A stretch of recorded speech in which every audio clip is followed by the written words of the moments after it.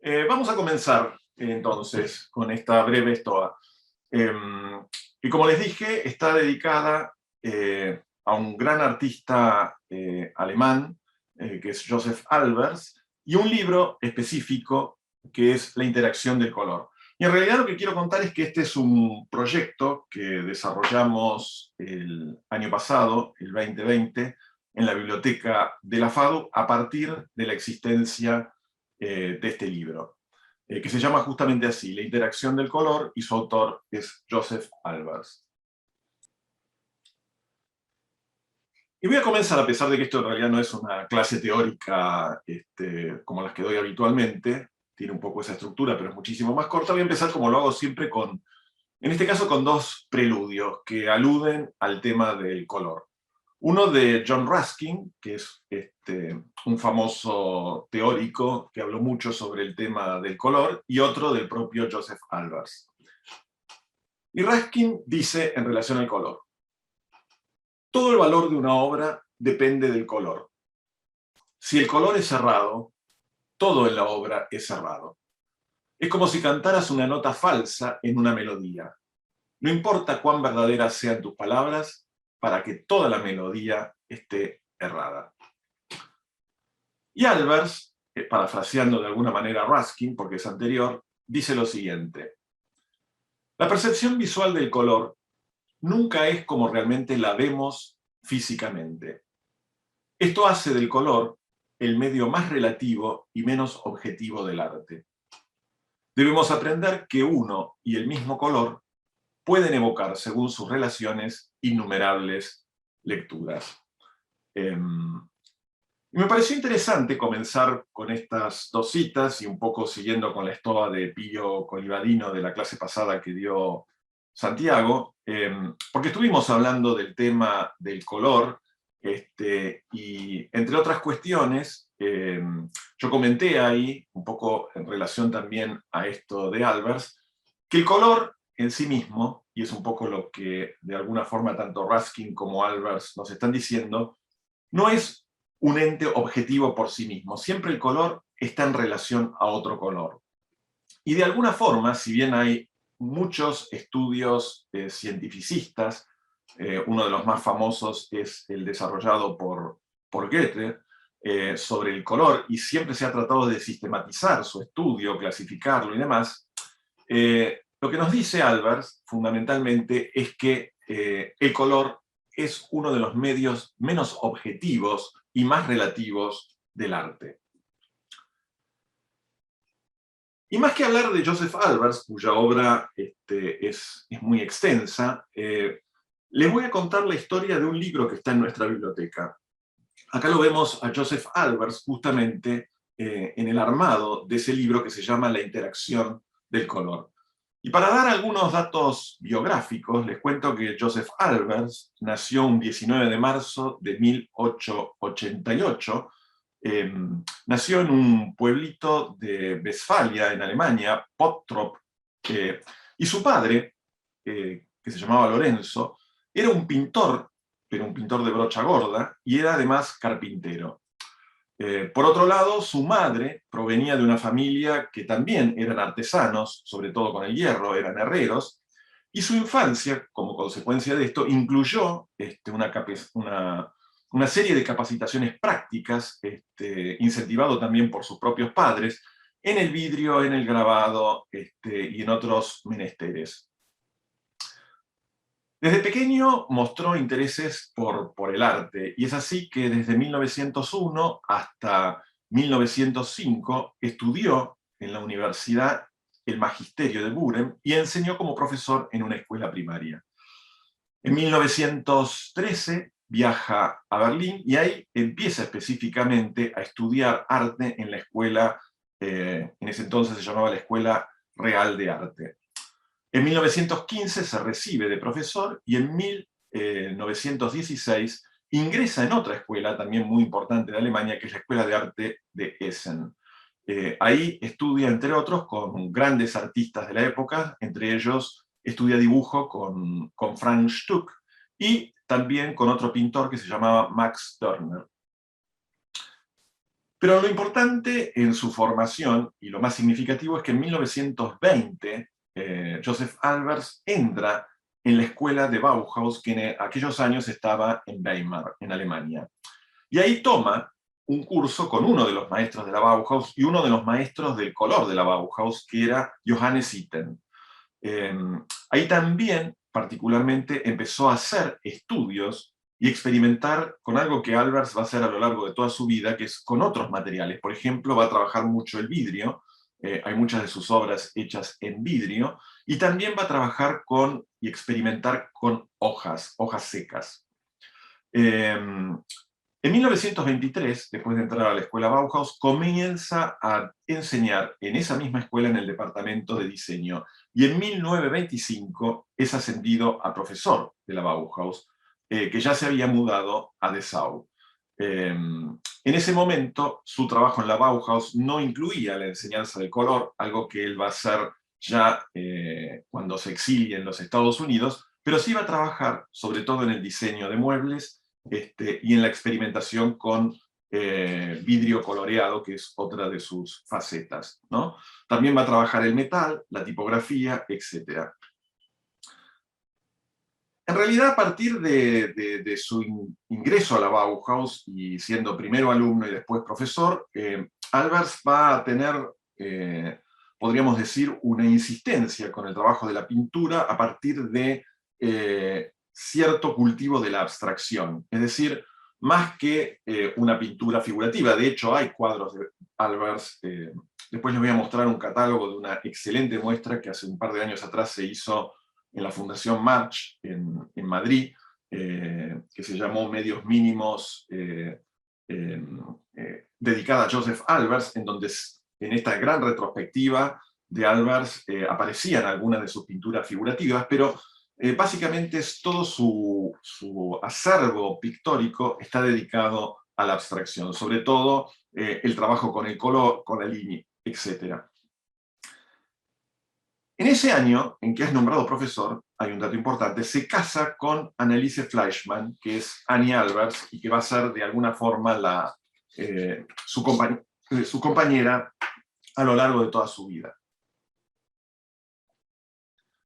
Que también en ese entonces, vale aclarar, era por aquellos años una estudiante de la Bauhaus que se dedicaba sobre todo al diseño textil, a ser tejedora, escritora y grabadora.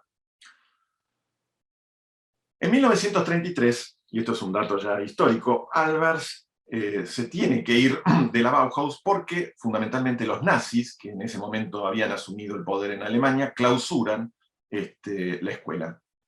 Y es así que Albers va a empezar un largo periplo en su vida, casi en una segunda etapa de su vida, porque emigra a los Estados Unidos de Norteamérica, y ahí se incorpora a una de las escuelas experimentales más reconocidas actualmente del mundo. En aquellos años era un semillero de grandes artistas y de experimentos, que fue la Black Mountain College.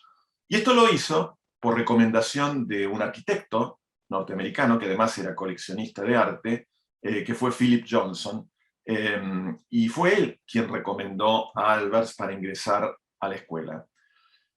En el año 49, Albers está en la Black Mountain College y ahí dicta el curso preliminar de ingreso a la escuela, y entre los artistas que forman parte de esta notable escuela de arte, como les digo, experimental en los Estados Unidos, están, por ejemplo, Robert Rauschenberg, Seton Blee, Donald Judd, por ejemplo, Richard Serra, entre otros, van a ser alumnos de esta escuela y van a estudiar con Albers. En 1935, Albers va por primera vez junto con su mujer Annie a México, y ahí conocen a Luis Barragán, el gran arquitecto mexicano, del cual quedaron absolutamente impresionados, sobre todo por el uso del color que Barragán hacía en sus obras. Y es así que ya regresado a los Estados Unidos después de este viaje, Albers tiene una nueva experiencia académica, sobre todo en la Universidad de Yale, donde es contratado básicamente por su maestro en la Bauhaus, que había sido Walter Gropius, y que había sido también su colega, y lo invita a hacer un mural a la escuela, al centro de graduados, también en la Universidad de Harvard, donde él daba clases, y a otros edificios notables que en aquellos años estaba diseñando Gropius en los Estados Unidos. Es así como en este ingreso a la universidad, y ahí viene un poco la historia del libro que nos compete, Albers empieza a enseñar color en la Universidad de Yale. Y básicamente como consecuencia de dedicarse a ser profesor y a enseñar color en la universidad, se traslada a la ciudad de New Haven, donde está la universidad específicamente, y ahí vive hasta el final de sus días, donde fallece un 25 de marzo del año 1976. Y acá quiero contarles una historia personal que se involucra, porque, bueno, esto es una breve reseña bibliográfica sobre, o biográfica, mejor dicho, sobre Albers. Y lo que quiero contarles es un poco la historia de este libro en particular, que es el libro que Albers publica en Yale como consecuencia de sus clases de color allí.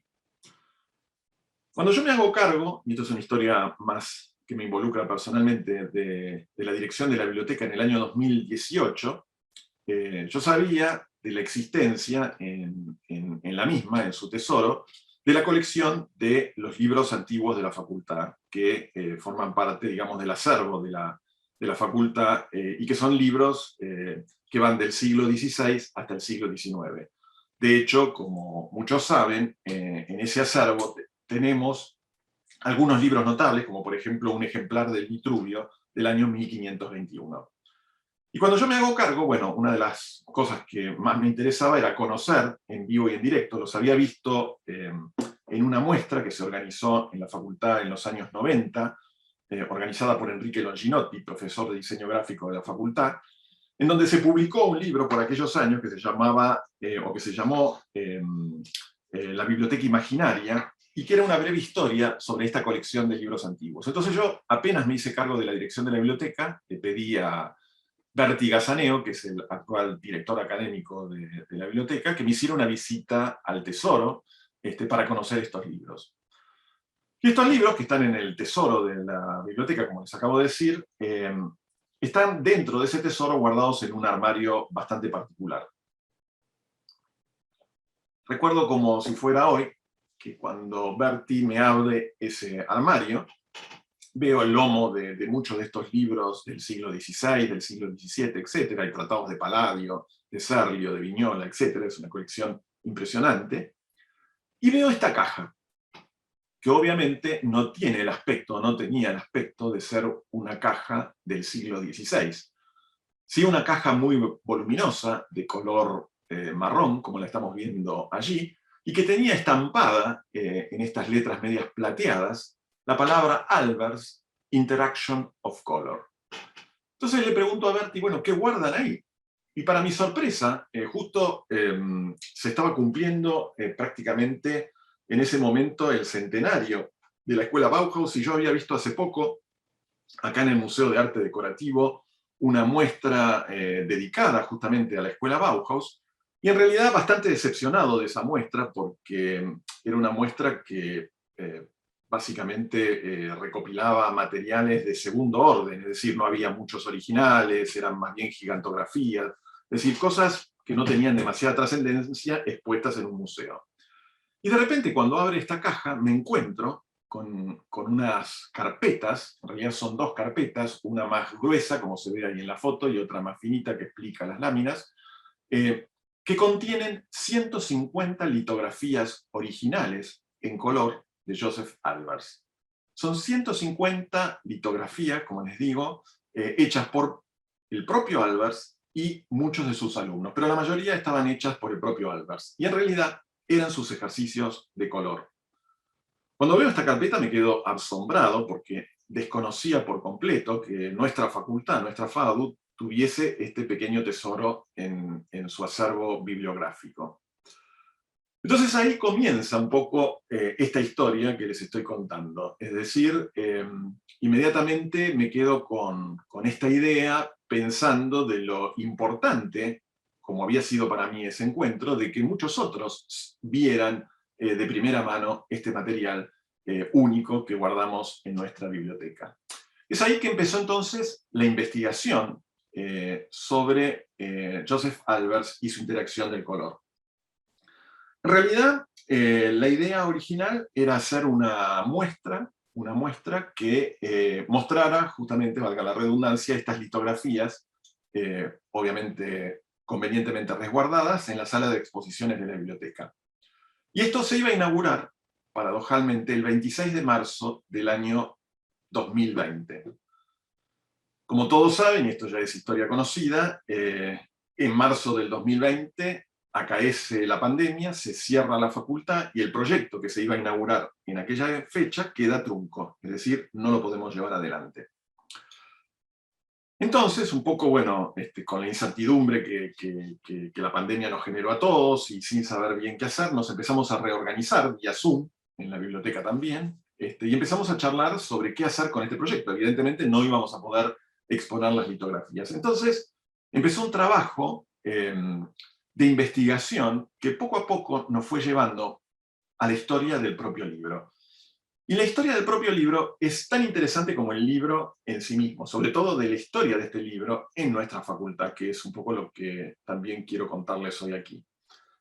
¿Cómo había llegado? Fue la primera pregunta que me hice, este fantástico libro, que en realidad más que un libro es una gran carpeta, ¿no?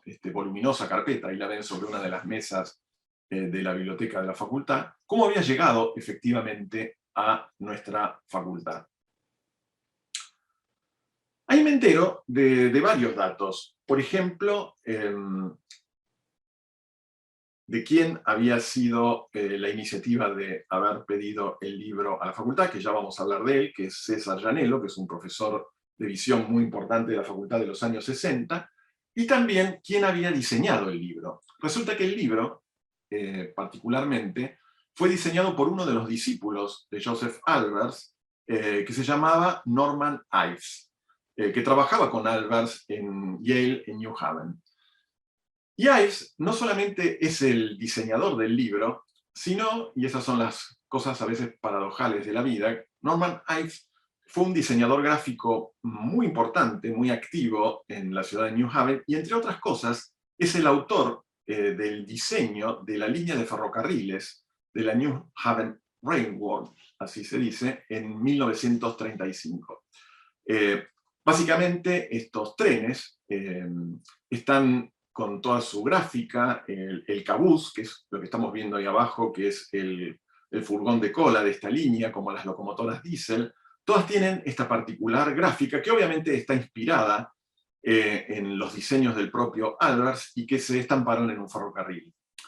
¿Por qué les muestro esto?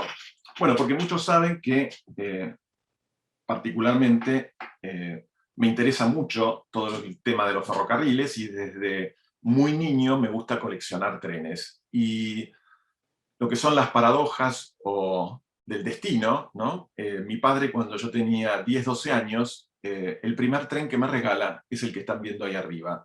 Era una locomotora, que todavía aún la conservo, de la New Haven Railroad. Por supuesto, yo no sabía que el diseño tan particular que siempre me llamaba la atención, en blanco, negro y rojo, había sido el mismo diseñador del libro que ahora me encontraba. Esta es la ficha que encontramos también en los archivos de la biblioteca, en donde básicamente explica las condiciones de este libro, ¿no? Joseph Albers, nacido en 1888, Interaction of Color, un libro que justamente no hace muchos años, porque el libro se editó en el año 1963, en New Haven, cumplió 50 años. Es decir, es un libro que tiene un poquito más de 50 años de antigüedad. Y como dice acá, se compone de 80 cuadernillos, cada uno de esos cuadernillos tiene aproximadamente 2 litografías, es decir, aproximadamente 150 litografías originales y sueltas, porque son láminas sueltas, es decir, no es un libro que está encuadernado. Y ahí empezó toda la investigación sobre, no solamente sobre Albers, sino también sobre la historia del libro. Y también de un momento de nuestra facultad que fue muy interesante, porque el libro, como les digo, se edita en Yale en el año 1963 y aparece en la colección de la biblioteca un tiempo después, no mucho tiempo después, en el año 64-65, ya el libro aparece registrado en la colección de nuestra biblioteca. Y haciendo una investigación en los archivos de la biblioteca, encontramos que el profesor que por aquellos años pide a la facultad que compre este libro es el que está aquí. Que seguramente muchos de ustedes no lo conocen, o no lo conocieron, o no lo oyeron nombrar. Hay un aula del tercer piso que lleva su nombre, pero que mucha gente por ahí no le presta atención. Y ese profesor fue César Llanello, que es el que vemos aquí en la foto. Fue un profesor muy importante, junto con Gastón Breyer. Puedo decir, o podemos decir, que César Llanello junto con Breyer fueron los autores intelectuales de la existencia de materias como morfología y SRG actualmente en la facultad, porque ellos fueron los primeros profesores de la materia visión, que en aquellos años se llamaba así en la facultad, saliendo de toda la tradición academicista que hasta entonces tenía la facultad. Ellos inventan una nueva manera de enseñar el dibujo y la percepción visual en relación a la arquitectura, y esa materia se llama visión. César Llanello fue un profesor muy importante de visión, que después devino, en la época en que yo estudiaba, en una materia que se llamaba sistemas visuales, y de sistemas visuales surge lo que actualmente es morfología, SRG y demás. Pero el nacimiento, digamos, de esta currícula es la autoría intelectual de César Llanello, que estaba evidentemente muy a la vanguardia en aquellos años. Era un prolífico diseñador. Acá les estoy mostrando abajo una exposición que diseña él, el stand en la provincia de Mendoza, una exposición que se llamaba, o que estaba en relación a América, y una famosa silla que él diseña, que se llama la silla W, que es la que estamos viendo en la imagen a la derecha. Así que en aquellos años, el decano de la facultad, que era Casares, recibe el pedido de César Llanello para comprar este libro, y la facultad, que evidentemente en aquellos años contaba con buena cantidad de recursos, compra un libro que ya por aquel entonces era un libro muy caro. Lo trae y a partir de ahí forma parte de la colección de la biblioteca. También encontré otros registros, o encontramos en la biblioteca otros registros interesantes, porque apenas el libro llega a la biblioteca, Llanello lo pide prestado a la directora de aquellos años, que se llamaba Marta Parra, y lo tiene prácticamente en su departamento de visión, que él dirigía por aquel entonces, lo tiene más o menos en préstamo durante 6 meses para estudiarlo. César Llanello, además, va a ser uno de los primeros que enseñe color en la facultad. Y está claro, por las investigaciones que estuvimos haciendo, que sus investigaciones y sus clases de color están inspiradas en este libro de Joseph Albers. De ahí el interés de Llanello por el libro. Aunque, como muchas veces sucede, nunca Llanello nombró directamente a Albers en esta relación tan particular sobre la enseñanza del color. En ese trabajo de investigación encontramos algunas cosas interesantes, como por ejemplo una serie de cartas anteriores a la existencia del libro, como esta del 18 de enero del año 1954, dirigida por César Llanello a Amancio Williams.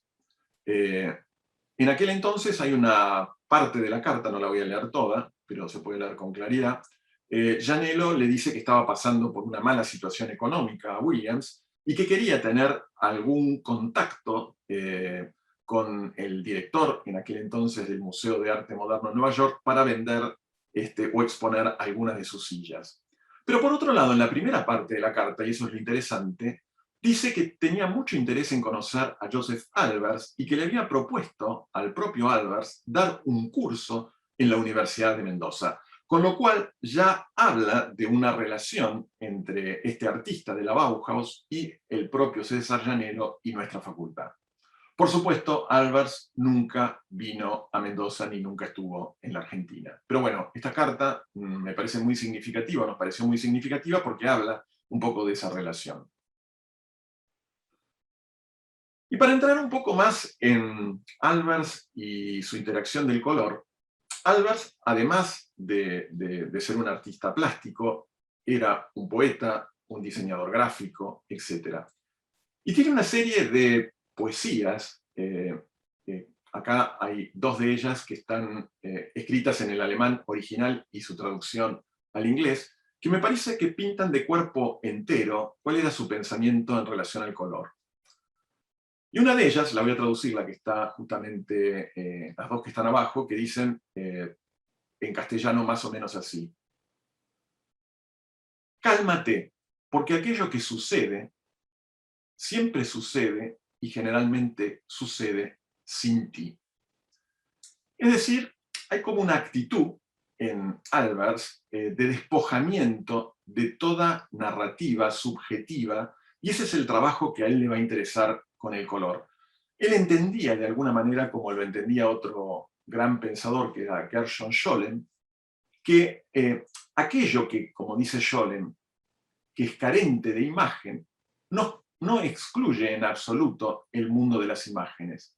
Es solamente su centro y su refugio. Y un poco para ir cerrando, les voy a mostrar algunas de las láminas de estos ejercicios de color que están explicados en la segunda carpeta del libro y cómo funcionaban, ¿no? Cómo el color es un lenguaje en sí mismo, es un lenguaje que carece de imágenes, ¿no? Como dice Scholem, y como de alguna manera también lo sugiere el propio Albers. Esto, por ejemplo, son dos láminas de una carpeta, ¿no? La primera es un libro absolutamente moderno, porque es un libro interactivo, es decir, uno puede agarrar estas láminas y jugar con ellas. Eso es un aspecto pedagógico que me parece clave, ¿no? Porque de alguna forma Albers, en el diseño del libro, nos está mostrando cómo interactuar con los colores, ¿no? Imagínense que la lámina de arriba es la primera que encontramos y que tiene esos dos papeles intercalados en amarillo y en azul profundo que tapan la franja naranja que tenemos abajo. Esos dos papeles, en amarillo y en azul, se levantan como si fuera una solapa y nos dejan ver la franja horizontal en naranja de abajo. Pero lo interesante es que esta serie de ejercicios, que se llaman la relatividad del color, nos quieren mostrar justamente cómo el color no es en sí mismo, sino que cambia en función de sus relaciones. Si vemos la imagen de arriba, y les pido que presten atención a ellos, se van a dar cuenta que la franja horizontal en ese naranja un poco más amarronado, cuando lo vemos en relación al propio naranja y al amarillo, aparece como un color bajo, más oscuro, es decir, con una tonalidad más oscura que el naranja que vemos del otro lado en relación al azul y al celeste. Es claramente así cuando lo percibimos en la lámina. Ahora, cuando levantamos la solapa amarilla y azul, nos damos cuenta que eso que tiene que ver con la relación o la percepción del color en función de sus relaciones más próximas, cambia por completo cuando desaparece el amarillo y el naranja. Es decir, el naranja de la izquierda es exactamente igual al naranja de la derecha. Las litografías incluyen también los estudios libres con hojas, ¿no? Como les decía, Albers experimenta con distintos materiales, los vidrios, sobre todo, y las hojas secas. Y algunas de estas litografías con hojas secas aparecen también como lo que él llama estudios libres con hojas. Este es otro set de láminas que aparecen en el dibujo que se llaman intervalos y transformaciones, que juegan justamente con los intervalos tonales, ¿no? Arriba tenemos una lámina que también es interactiva, ¿no? Se le superpone otra lámina, que es la de abajo. Lo que estamos viendo es esa superposición. Y por un lado vemos, con estos tonos rosas y azules, intervalos que van desde tonos más altos, es decir, de mayor claridad o intensidad de luz, a tonos más bajos, que son los más oscuros. Ahora bien, fíjense que cuando se intercala la lámina de abajo, ¿no? Aquello que aparece en la primera serie da la sensación que ese fondo azul, cuando se le superpone el intervalo de rosas, queda recortado en el fondo. Y si se invierte la relación, ¿no? Perceptivamente, la situación es la inversa. Más que parecer un agujero en el centro, lo que aparece como fondo es el perímetro en azul. Y eso, por supuesto, es una cuestión absolutamente perceptiva que nos está dada por el tono y el valor del color y su relación con otro color.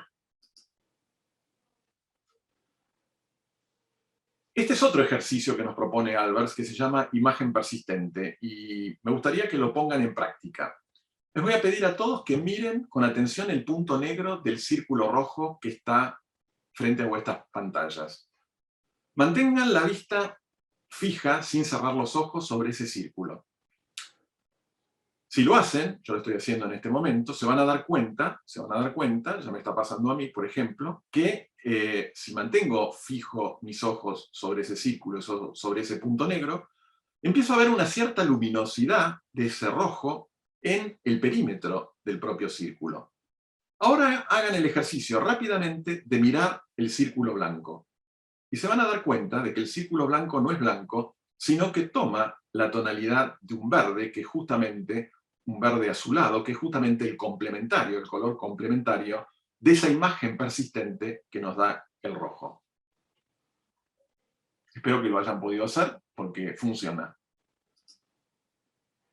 Y para terminar, porque esto es una estoa pequeña y cortita, y si bien la consigna que plantea muy rigurosamente César es que no hable de arquitectura, pero bueno, Albers fue referente de muchos arquitectos, y en este caso lo que les estoy mostrando es el solado, el piso magnífico de la Fundación Querini Estampaglia, en donde hace unos años me encontré investigando sobre las planimetrías originales que Scarpa había diseñado para esta fundación, que ese solado estaba inspirado en esta serie de cuadros de Joseph Albers. De hecho, él había hecho un montaje que era increíble, un montaje alucinante, en donde había puesto este mismo cuadro en el piso, como si fuera un plano montaje, de la Galería Querini Estampaglia.